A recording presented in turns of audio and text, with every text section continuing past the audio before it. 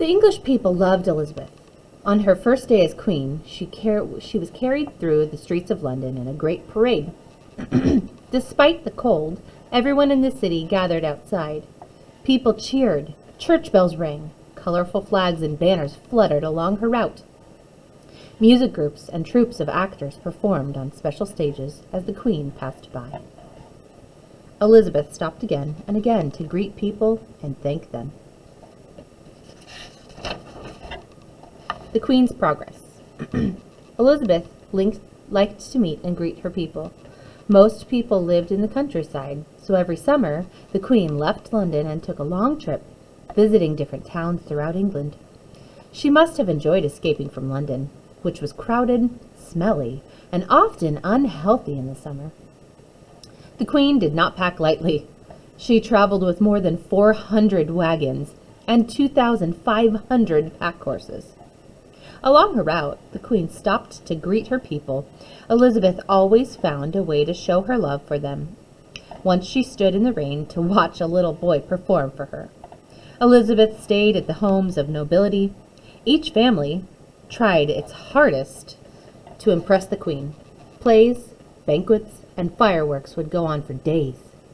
This was costly for noble families, but worth the honor of playing host to the Queen.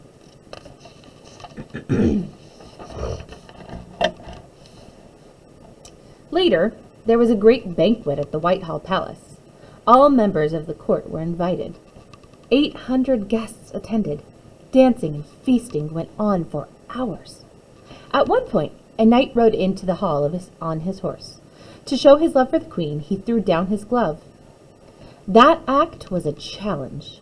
If any knight was disloyal to the Queen, he had to fight the knight on horseback. No one wanted to fight, of course. The next day, Elizabeth awoke in Whitehall Palace. It was just one of her new homes. She had many different palaces all over England, but most of her time was spent at Whitehall Palace. Whitehall was already hundreds of years old, but Elizabeth's father had made improvements, adding arenas of tournaments and cockfights as well as tennis courts. Nevertheless, the rough stone walls of the castle made the rooms cold and damp. The only warmth came from roaring fires and giant fireplaces. There was no electricity, running water, or modern heat systems back then.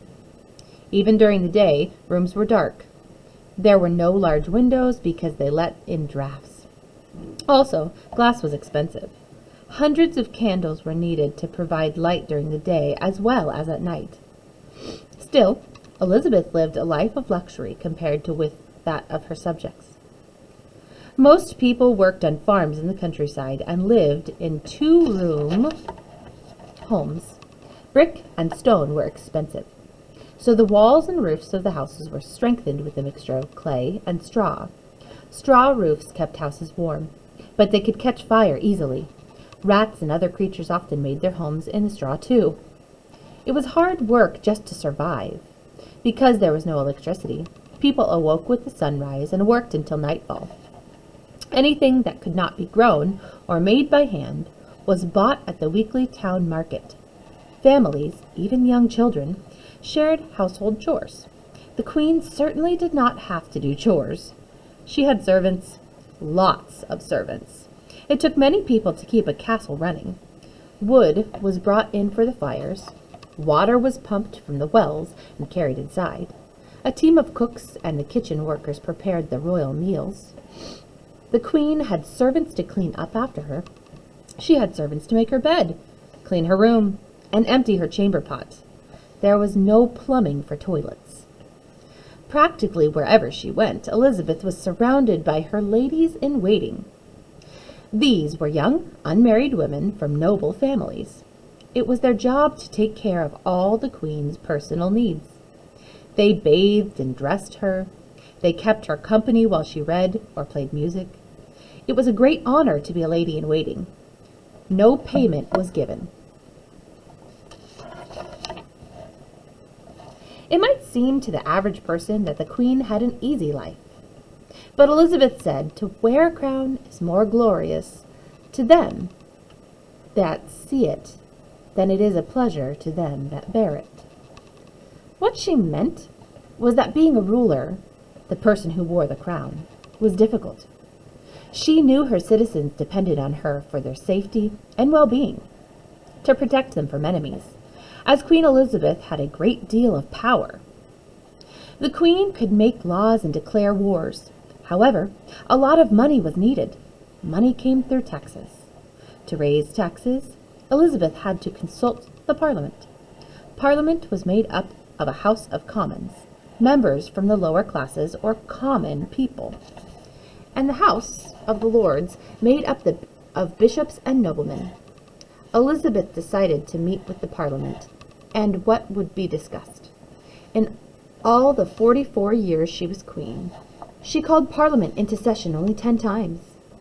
Instead, she relied on a group of advisors. They made up the Privy Council.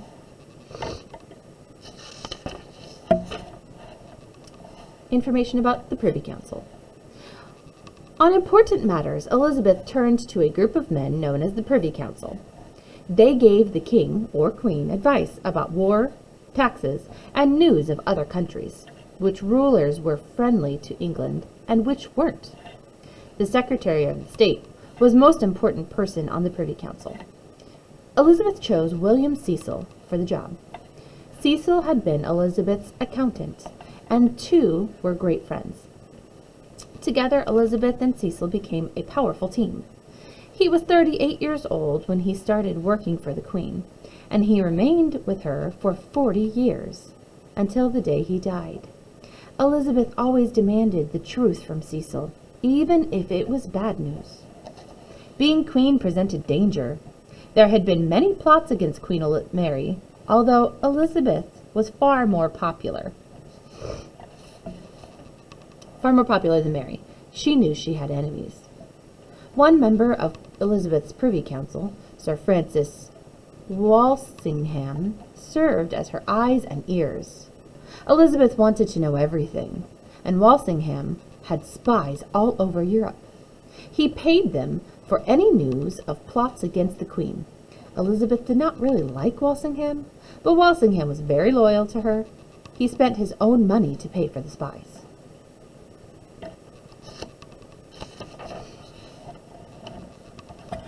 Just as her father had, Elizabeth slept in a bedroom right next to the room where the council met.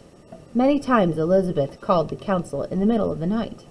Her advisors had to be ready at any moment to serve their queen.